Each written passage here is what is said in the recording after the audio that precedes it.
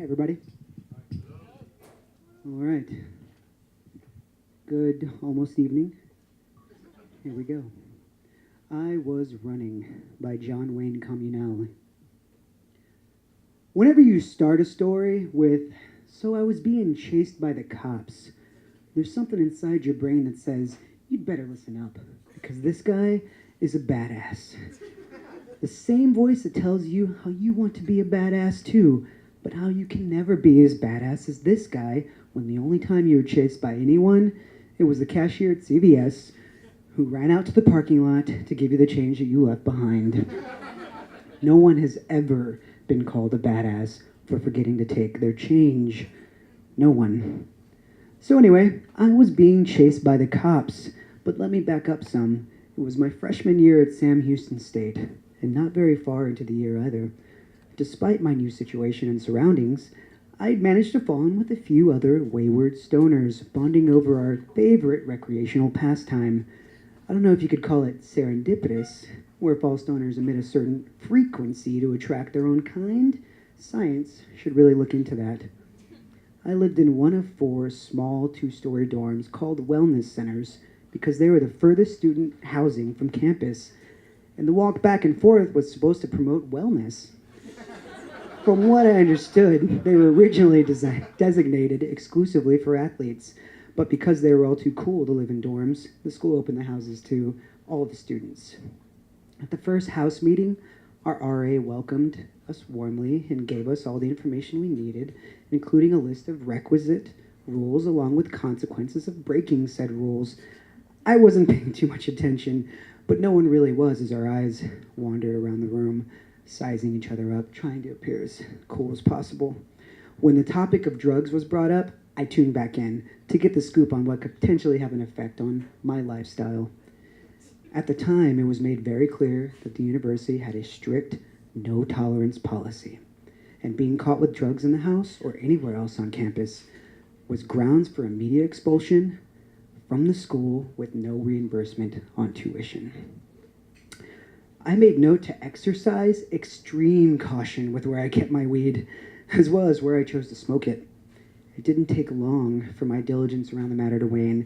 As we all know, the road to hell is paved with good intentions. Directly behind the house, there was an old soccer field where years prior to the school team would play their games, but now is relegated to the marching band's practice and intramural sports teams, which no one participated in. The field was run down, poorly lit, and for the most part, abandoned. So it was the perfect spot for my stoner patrol to meet up and smoke. It was close by, had several access points, and offered various amounts of cover, making it our own personal oasis of stonerdom in a desert of small town squares.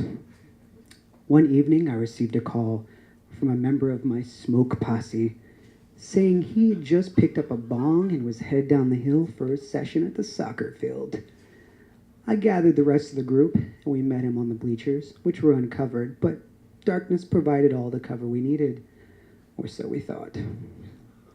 The bong was a cheap plastic, translucent purple with a pistol grip. Nothing special, but it would get the job done. Being the ever-prepared professionals we were, all of us brought our own contributions to the meeting in separate baggies of various size containing weed of varying increments and potency.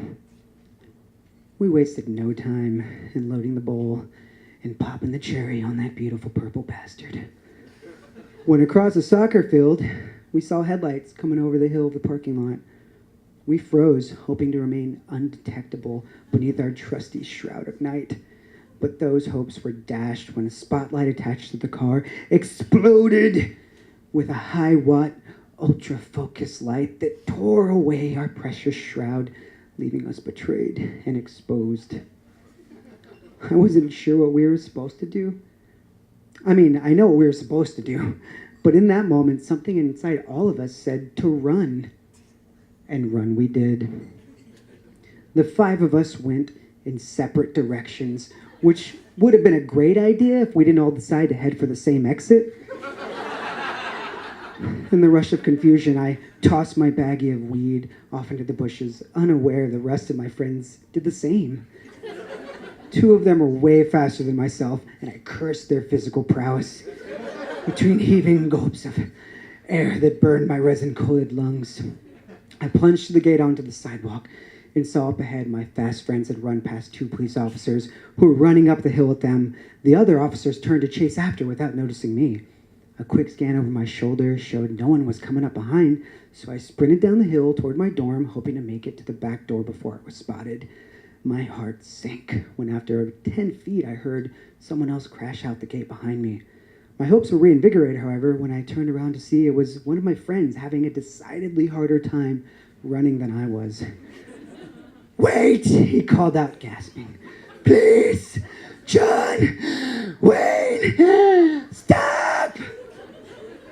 In that moment, I thought about the first day in the dorm when we had the meeting about the rules and the repercussions I would face getting caught with marijuana on campus. It would mean my expulsion and an endless amount of grief from my parents. My friend shuffled closer to me, clutching his cramping gut with one hand and reaching out to steady himself with his other. Just before his hand hit my shoulder, I turned around and hauled ass down the hill to the dorm.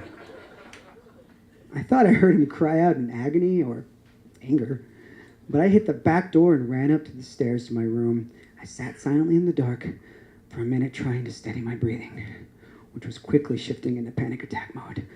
What the fuck? I just ran from the cops? Who do I think I am? OJ? I'm not even as good as OJ. I left my Orenthal James behind to take the rap. Granted, we were Bronco-less, but still. I jumped up, stripped all my clothes off, stuffed them into the bottom of the hamper, and jumped in the shower. I was out in less than a minute, since I really only wanted to get my hair wet. I threw on a pair of shorts and a t-shirt just in time to hear a knock at my door. A knock I knew was coming. A quick look through the peephole confirmed my suspicion, and I waited a beat, took a deep breath, and slowly opened the door. Two of Huntsville's finest were standing there, and I feigned surprise while trying not to shit myself at the same time. May I help you, officers?"